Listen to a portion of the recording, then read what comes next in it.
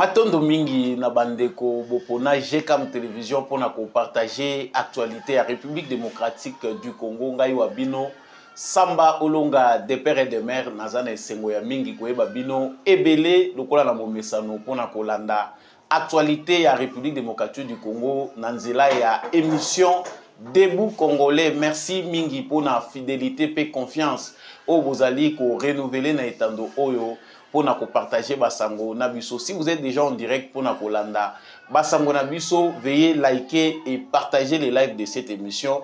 Si vous n'êtes pas encore abonné à cette chaîne, n'hésitez pas à vous abonner.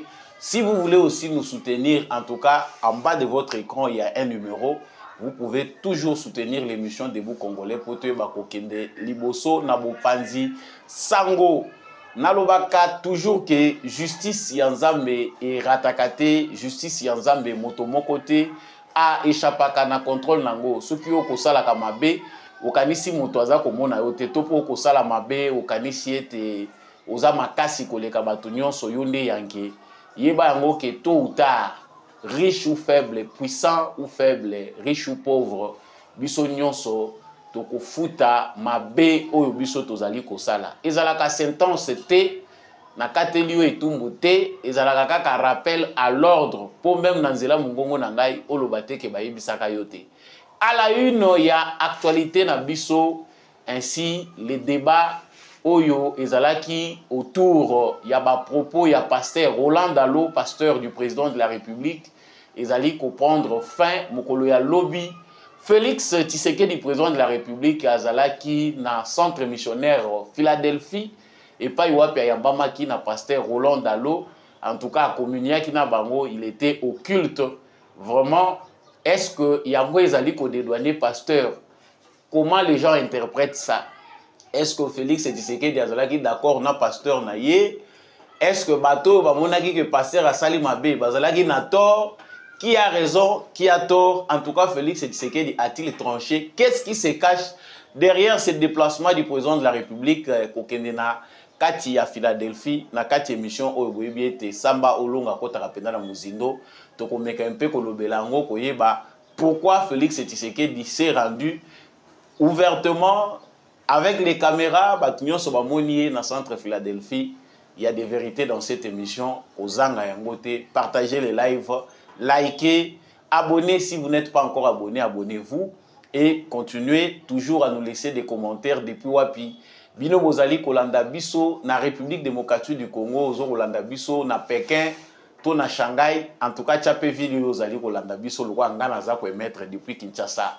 Sangwami Baleto Kolobela Ozali ete tata na Biso épiscopo, Oyo Azali tata cardinal Fridolin Ambongo, enfin abimi na silence, c'était lors d'une messe face à la jeunesse catholique, l'église Saint-Joseph, tata épiscope atalisi ete, en tout cas, pour nini pressé wana ya kokende na lumbango pour na changer constitution alors que ba problème jeunesse ezali abandonné na propre sort nango. Est-ce que constitution yango nde ezali kopekisa que ba décanter situation ya embouteillage pour na moto aza kolunga na masina à rejoindre Gombe? Est-ce que constitution yangonde mutezali kopekisa ke basala malamu? Tata cardinal Fridolin Ambongo azangaki pete maloba lokwa bato bazali ko s'opposer na initiative ya changement ya constitution pour na ko fixer non seulement jeunesse ya catholique mais jeunesse congolaise. A-t-il raison ou tort? Dans cette émission, vous allez le savoir. Est-ce que à propos ya cardinal ni place nini tokoye ko chango par rapport ya ba propos ebele ndenge zali koleka na kati ya République démocratique du Congo. Voilà tout pour l'essentiel de l'actualité que nous allons aborder avec vous tout à l'heure dans le cadre de cette émission. Merci na oyo adimaka kolanda mwana mboka Samba Olonga des pères et des mères. Merci na bino ba oyo bozali toujours fidèle na biso pona kolandaka mikolo inso ba sango na biso. Likez, partagez, abonnez-vous si vous n'êtes pas encore abonné. Laissez-nous un commentaire comme d'habitude. Voilà. Nazongi nano na kati ya basango nazongi penda na makambo na uti kolobela na sommaire. esengeli toyeba que président Félix Tshisekedi ayambamaki na centre missionnaire Philadelphie. C'était à l'occasion de quoi, en tout cas, toyebi ete débat esalaki rage poso euti koleka. Presque poso wana mobimba débat moko eyaki komeka ko bundana débat oyo eza à l'ordre du jour, celui du changement constitutionnel. Débat ezalaki ko s'agir ko tourner autour ya ba propos topé prédication ya pasteur Roland Dalo. Le pasteur avait clairement parlé dans ses prédications à 2 reprises, likambo ya moyibi na mboka, comment de grands voleurs sont laissés alors que de petits voleurs sont traqués. En tout cas, il est allé plus loin. Alobelaki ba makambo bison sto dénonçaka. Mais il lui a été reproché un manque de respect vis-à-vis du président de la République. Est-ce que Zalaki Lolenge Wanande a désigné président de la République n'a pas dire naïe? En tout cas, Boyebi Kebiso, tout ça, la réunion se pose au milieu du village. Nous en avons parlé. Mais avant de parler de ce qu'était allé faire le président Félix Tshisekedi, lobby, na culte, na même église, et si le pasteur Athéna qui va propos, je vous laisse d'abord suivre cette vidéo. Il y a Ndengeni Félix Tshisekedi à Kendaki na centre missionnaire Philadelphie, Simande Tozongi.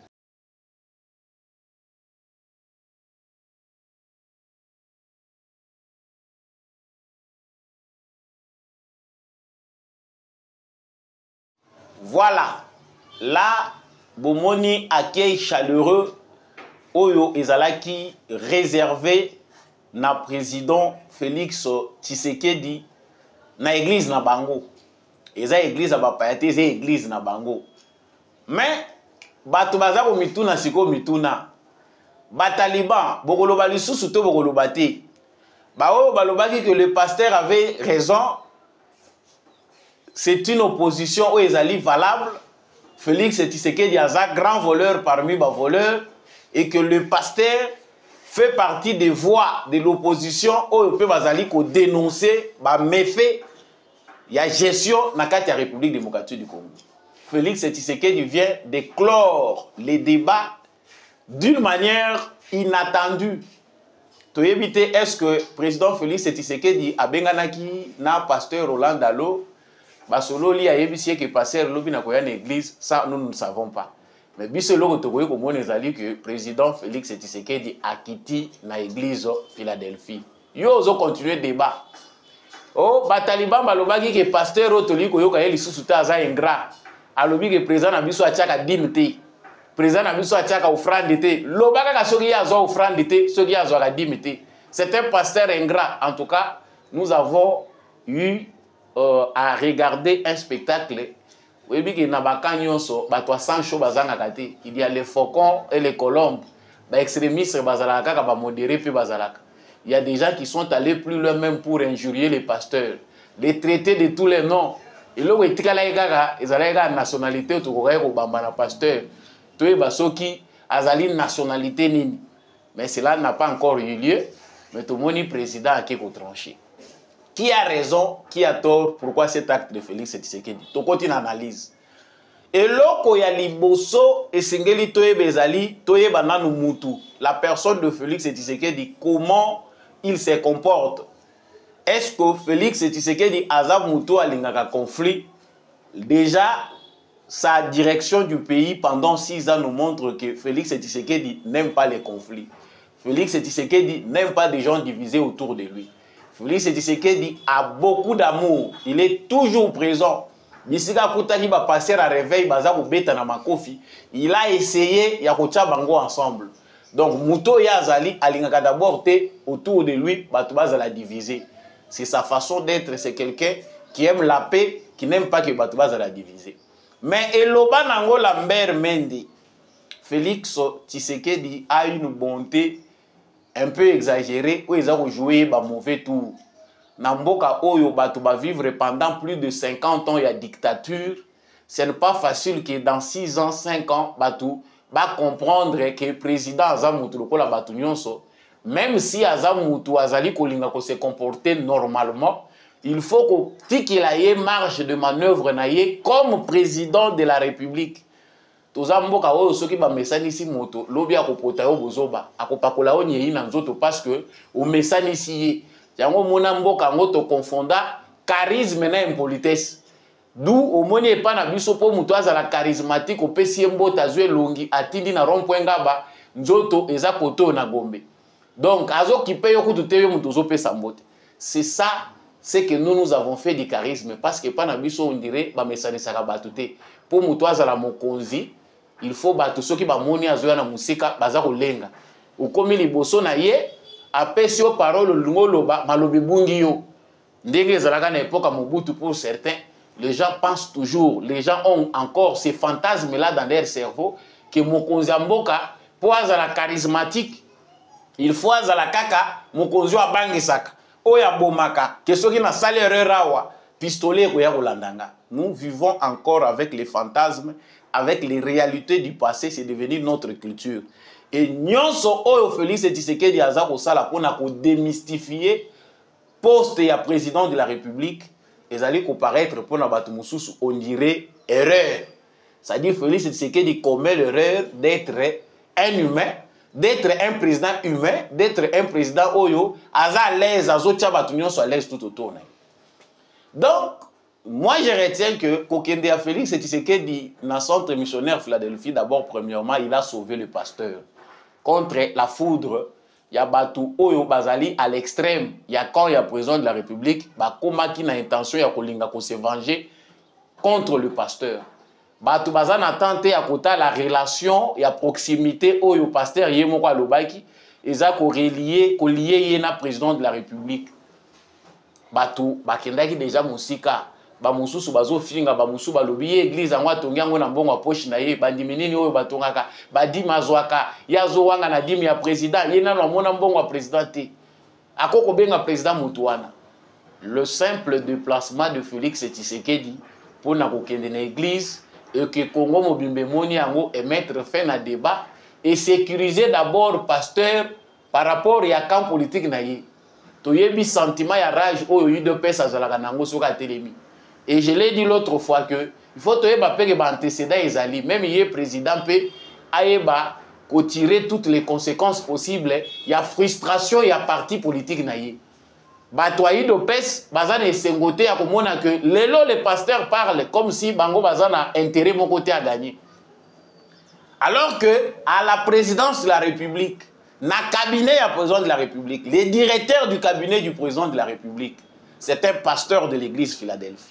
Ba fidèle l'église Philadelphie bazali ko occuper ba poste politique bango ba melaka gazité ba bundaka bitumbate lokola combattant UDPS les sentiments oyo ba combattant UDPS ba tumususu bazolinga komitia na place na bango te c'est de voir que tu t'es battu toute ta vie tu t'es sacrifié ba toana bazali kolia ba mususu ils étaient là à l'époque de Kabila ils ont occupé des postes ils ont fait ceci cela mais au moni ba toana baza abandonné ba mususu baza na triste sort jeunesse y a parti présidentiel tilelo à majeure partie ils ont composé na ba jeunes chômeurs non encadrés mais quand ces jeunes gens voient que bato moko boye l'église moko boye bazali na place moko y a privilège pembeni ya président de la République ils ont le droit de se révolter naturellement ata olukote ya bango ndenge.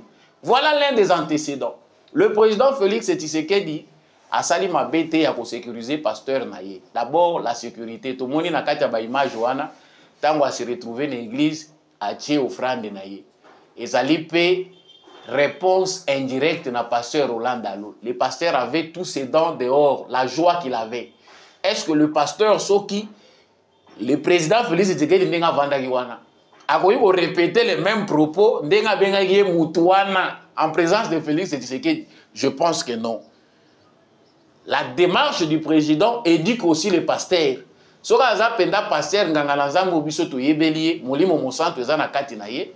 Il doit savoir que le président c'est un humain comme tout autre humain, mais azali mutu azana droit, il y a respect. Tant on zone nommé président de la République, il faut moi respect moko ezala et surtout que ozo kolobango na kati na etonga. Ba mususu pe ba lobi ezana ngoma kila show ya batete là. Le pasteur a été rattrapé par sa tribu bandeko nanga batete là. bolo bateki nga na qualifier batete la nyonso bongo balobi batete la bazalaka sans chaud les pasteurs na nature na ye po ata Saint Esprit akoti yo oyo ezalaka kati na yo eza na makila air moko ereklamaka kaka ke bamoni ke pasteur abetaki pe po alobi te natuta kaka bordure po nazolia nanga pe eloko malonga te me bato bazotambola na kombo na nga na monoko na bango. Voilà la deuxième interprétation, il y a déplacement où il y a président de la République.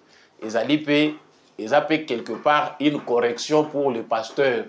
Ce que vous avez dit et que au moment que vous avez frustré par rapport, il y a un problème. Le président de la République que tu fréquentes pendant 6 ans n'est pas loin de toi. Il y a des choses qu'on n'expose pas en public. Nous avons un débat sérieux des changements de constitution.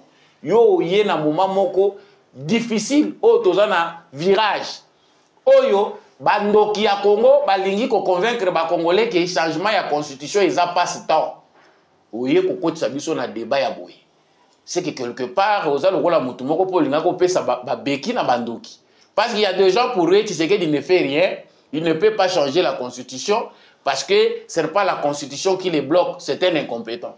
Ce qui ont inventé débat à Boyena moment où parce que KI, aux appels leaders d'opinion, c'est que quelque part, la tendance était de vouloir aussi, quand on dit c'est la présidente Koponaye, Poto Finaye, bien ou comment. L'interprétation n'est pas la mienne, je pense que chacun peut balancer de la manière qu'il veut.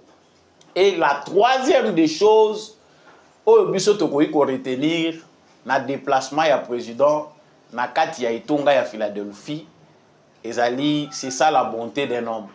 Ngai naza ko proposer na président de la République so ki lelo a silisi présidence na ye a fongo l'église.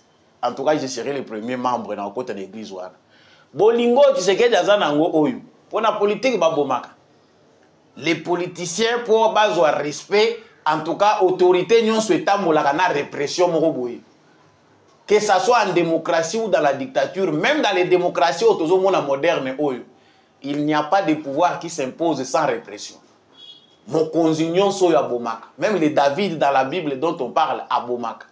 Mais bonté, Oyo Tshisekedi Azanango, parce que le Congo aujourd'hui a besoin de réconciliation, d'unité, pour tous les unité après plusieurs années de blessures, de divisions internes.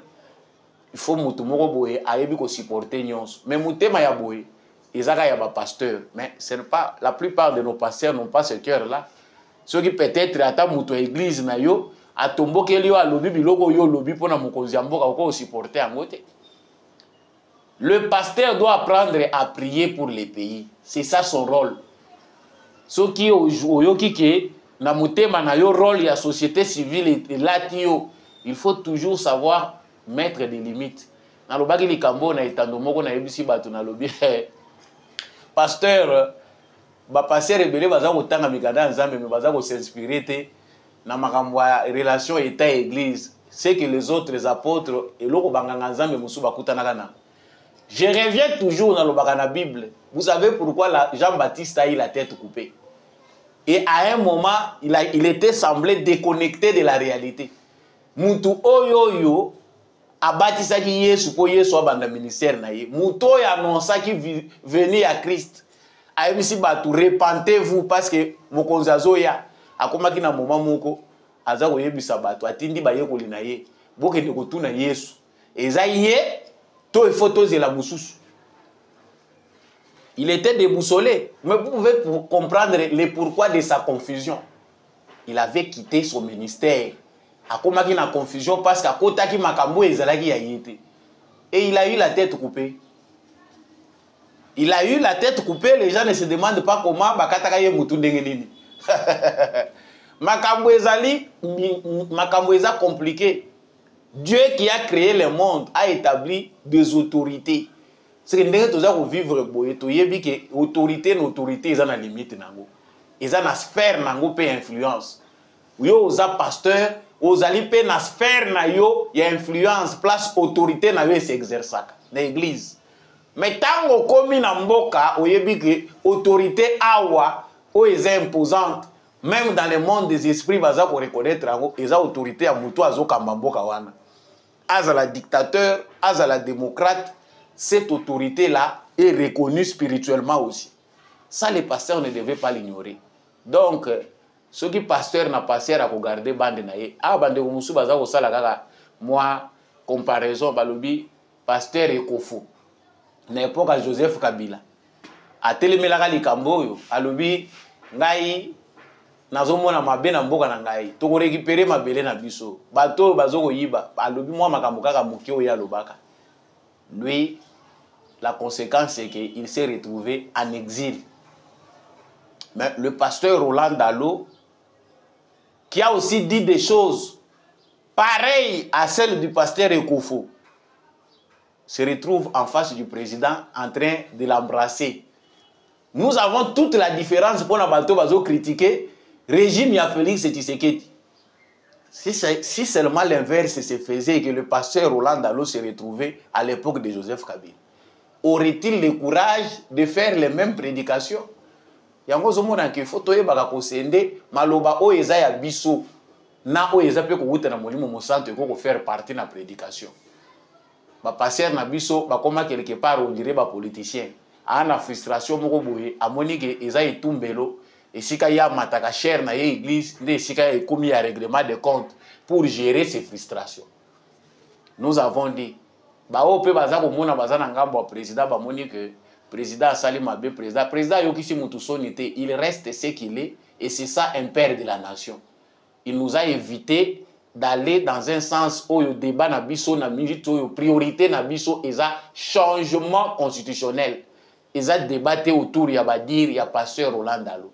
Et voilà un président qui sait bien récupérer la chose, à mettre fin à l'aventure moko linga qui est occupé biso pour rien alors que ça a raison d'être dans côté. Bravo à Félix Tshisekedi, je serai le premier fidèle de son église parce qu'il a aussi le cœur d'un pasteur.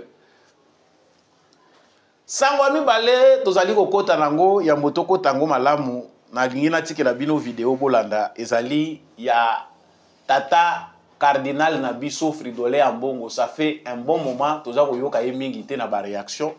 Je vous laisse d'abord suivre ça et puis tozongi.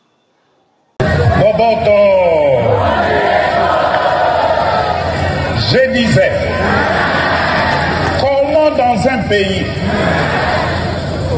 passer autant de temps et d'énergie et même dépenser de l'argent à parler de changement constitutionnel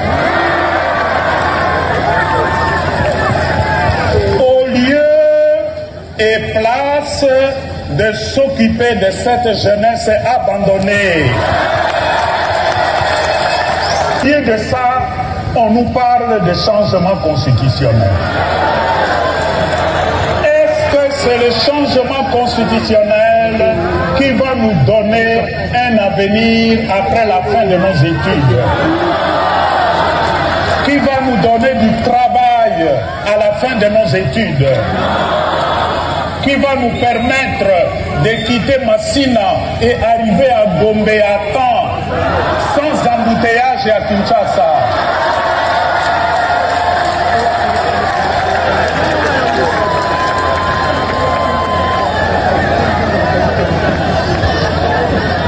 Quelle est donc la qualité de la formation que nous assurons à notre jeunesse aujourd'hui? Voilà. Wana Boyoki Tata Cardinal Fridolin Ambongo. Comment on peut dégager beaucoup d'énergie et de l'argent à parler des changements de la Constitution en lieu et place de s'occuper de cette jeunesse abandonnée? Wana premier paragraphe, a mis une question. Énergie, boza kocha mingi wana Nambongo pour na kolobela makambo ya changement de la Constitution pour na ni beaucoup occuper na jeunesse abandonnée. Na première impression, les propos du cardinal Fridolin Ambongo paraissent vrais. Parce que pour quelqu'un qui va observer la jeunesse congolaise, il va donner la première impression que le pasteur, le cardinal Fridolin Ambongo a effectivement raison. La jeunesse congolaise souffre. La jeunesse congolaise aujourd'hui, pour la plupart, est désœuvrée. Et ce n'est pas la constitution qui est une priorité. Mais je pense que la question Oezali soulevée par le cardinal Fridolin Ambongo a été déjà répondue par Félix Tshisekedi. Le changement constitutionnel n'est pas un besoin pressant n'est pas une priorité, mais biso toyebi qu'ils ont besoin pressant. Parce que ça fait partie de la gouvernance, ils allaient peut gêner, peut handicaper, bonne marche vers le développement. Mais ici, Togoyoko traité Cardinal Nabiso de manipulateur pour ses intérêts personnels. Au départ, lorsqu'il fallait adopter cette constitution pour comme une constitution moko définitive, l'Église catholique, les clergés catholiques, Bazalaki de même avis avec l'UDPS en 2006 que constitution Oyeko comme une constitution définitive Yambokate. Nous ne savons pas qu'est-ce qui a fait que la pensée, il y a clergé catholique et s'est transformé pendant un parcours de temps auto-traversé. Je pense qu'à cette époque-là, Fridolin Ambongo n'était pas encore cardinal, mais il fut parmi ceux qui s'opposaient à l'adoption de cette constitution. Les loyo, balingo yebisabiso que constitution oyo, ils ont un problème. Tout va dans la biso nango. L'important c'est de trouver un moyen pour satisfaire les besoins du peuple congolais. Chers Congolais, la constitution fait partie des sérieux problèmes que nous avons. Si aujourd'hui, politique nabiso est inondée, surabondée, Nabatu oyo bazali na vocation à servir mbokate, cette constitution leur sert de soubassement. Le génération ya bato oyo ba utaka San City, ba politicien oyo bazali résultat ya San City, batu oyo ba parti politique na bango ezalaka ba mouvement rebelle. Lelo oyo koma ba parti politique. Ba memela biso culture ya mabe, ya pillage institutionnel. La constitution que nous voyons aujourd'hui avec la multiplicité des institutions, tala et belé à institutions, Sénat, Assemblée nationale, Parlement. Koto yo présidence de la République, primature, bangonyon so ba budget. Tant au côté na gouvernement provincial, au côté na ba gouverneur, au keiti kuna mukoloni ni oyo biso, mbongo ya mboka ekozala prioriser pour le développement ya mboka. Quelqu'un qui dit aux Congolais que la priorité est d'aller s'occuper de la jeunesse. Mais Tshisekedi a fourni d'énormes efforts pendant son premier mandat en tant qu'individu. Il s'est battu comme un diable seul. La volonté politique n'a pas pour satisfaire le peuple congolais. Il l'a fait, mais à quel prix? La bataille politique, la difficulté liée au fonctionnement de l'institution à Bisso. Une mauvaise constitution, les régimes, s'attaquer à président. Le régime n'est pas présidentiel. Le régime est semi-présidentiel. Il partage son bilan avec le Parlement. Parce que Mboka Nabiso est dirigé de manière bicéphale. Le président nomme un premier ministre qui peut être destitué par l'Assemblée nationale. Mais Makambo Nyonso est appelé pour faire partie naba élément oyo eza ko sala que jeunesse congolais azala non seulement abandonner na triste sort na ye mais azala désœuvrer les lots ndenge toza ko mona. La constitution aujourd'hui si elle est changée et koki komemela biso assainissement et environnement politique et koki komemela biso renouvellement ya classe politique. Ça cardinal Fridolin Ambongo akoko yebisa biso a voter. Lui il voit ses intérêts. Interprétation ya za kopeksa na démarche ya changement constitutionnel ezali propre na ba intérêt na ye. Yo oyebisa ba jeune ya catholique que est-ce que pour na ko s'occuper na jeunesse ezali ka ba constitution. La jeunesse doit savoir que cette constitution aussi fait partie des grands problèmes que ezali ke mboko lelo ezokende liboso te pona yango. Tshisekedi aujourd'hui, ça n'est bien en sorti dans le premier mandat. Le peuple congolais lui a donné la confiance parce que c'est un volontaire politique. Au milieu des difficultés, Makamounion Sokutadi Nango et Belé, il s'est battu quand même pour avoir un bilan. Bilan wanande sali que majorité yo ya makasi boye batika ba azwa ki angote na premier mandat azu yango. C'est pour qu'il exerce. Si Félix Tshisekedi n'amène pas de réformes, ne donne pas au Congo une nouvelle constitution et d'office à côté de la République qui a sikate, c'est que bilan na ye est insatisfaisant pour le deuxième mandat. Il faut que la constitution change. Nous avons besoin d'une nouvelle république avec des citoyens dignes. Ce qui est lo, nga naza ko lobaka ya nga loi naza ko préparer na élaborer en déjà. Et qu'on permettre que les professeurs d'université bazongela ko tangisa parce que balandi mbongo na politique. Si seulement on disait aux professeurs d'université balobi que nakati ya loi na biso, on ne détermine pas les montants. Le salaire du député national ne peut pas dépasser celui du professeur d'université. Tous nos professeurs d'université ne seront plus en politique. Bako zonga na ba université pour aller donner cours, bako se donner la recherche. Voilà pourquoi notre pays aujourd'hui ne marche pas, c'est parce que ba professeur à l'université, ba enseignant à biso à l'école primaire, baza ko envier politique. Avec cette allure, ceux qui te continuent quand la constitution oyo. La famille qui n'a pas de politiciens, c'est la famille maudite.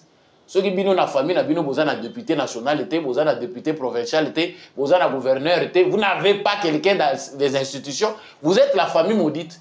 Parce que tous les traits ou intellectuels de la famille doivent avoir un poste na katia politique.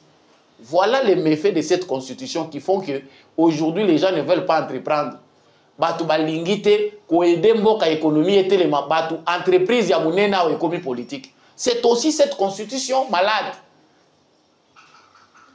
Point ami balé oyo baza ko yebisa biso awa na tata cardinal. Alobi, est-ce que c'est le changement de la constitution qui va nous donner du travail à la fin de nos études, qui va nous permettre de quitter Massina et d'arriver à Gombe sans embouteillage à Kinshasa? Et ça ignorance oyo, et ça na place na ngote, soit ignorance, soit mauvaise foi. Le changement de la constitution ne va pas donner du travail aux Congolais. Il ne va pas donner du travail, mais c'est la voie aussi qui va permettre à ce qu'il y ait du travail dans notre pays. Mutuna mutua s'occuper na makamunaye. L'État n'est pas là pour nous recréer l'emploi, mais l'État est là pour créer des conditions qui permettent à ce que les citoyens aient un emploi. Lorsque l'organisation étatique fait défaut, l'emploi aussi pose problème. Et ça, makambo yo cardinal a koko yebisa bisote. Pour résoudre les problèmes et embouteillage, oui. Nous pensons qu'aujourd'hui, bateau bazako critiquer ce qu'ils ont tendance à nous dire que il y a un bâton magique qui existe quelque part. Namitu na bango selon ndenge bazako critiquer pour résoudre tous les problèmes au même moment. Ils n'ont même pas le temps de rappeler aux Congolais que la conséquence, les lots toujours vivre les conséquences, il y a manque, il y a planification, il y a plus de 50 ans. C'est-à-dire, depuis que l'indépendance en Bokanabiso, totika la correction planification à ta mon côté. Toza na base mon côté, na secteur à ta mon côté, pour permettre que Mboka oye décoller. Et toute cette charge-là, toutes ces conséquences-là, les lois ont reposé dans Moutou ya Tshisekedi. Ce qui est embouteillage, les lois, il y a la clé, même si on va mettre les moyens, même ce qui budget comme 18 milliards, de résoudre tout ça dans 2 ans, toza comme ça. Les problèmes que nous avons maintenant, les solutions sont progressives. Et ça, la solution, d'abord, premièrement, une bonne planification, l'assainissement de l'environnement politique. Le vrai problème sont au niveau de l'organisation. Mais tout le monde, quand même, disait qu'il y a se battre. Abandi ou ya goko bandawana, les rocades, des routes secondaires où il faut que ça là. Te wana papa cardinal azomo nangote. Quand il critique, c'est toujours dans la négativité. Il faut critiquer aussi positivement. Lobé la personne qui a malamu est allé au lobby. Par exemple, tout le monde bango basali logo ya malamu poto yeba ki oza au milieu du village. Là, le cardinal a encore raté une occasion de se taire. Tout banaye komona que cardinal na biso a commis kokoma charismatique. Aza kokoma de plus en plus coédé, mais là on sent que il a encore raté une occasion. Il a ko garder silence et ko kaki ko forger bomoto na ye ya sika. Il n'est pas toujours important de se prononcer dans chaque sujet. Cardinal, il fallait qu'Atika, opposant à la constitution, va changer. Le peuple congolais qui a voté Tshisekedi, agenda et changement constitutionnel les alaki.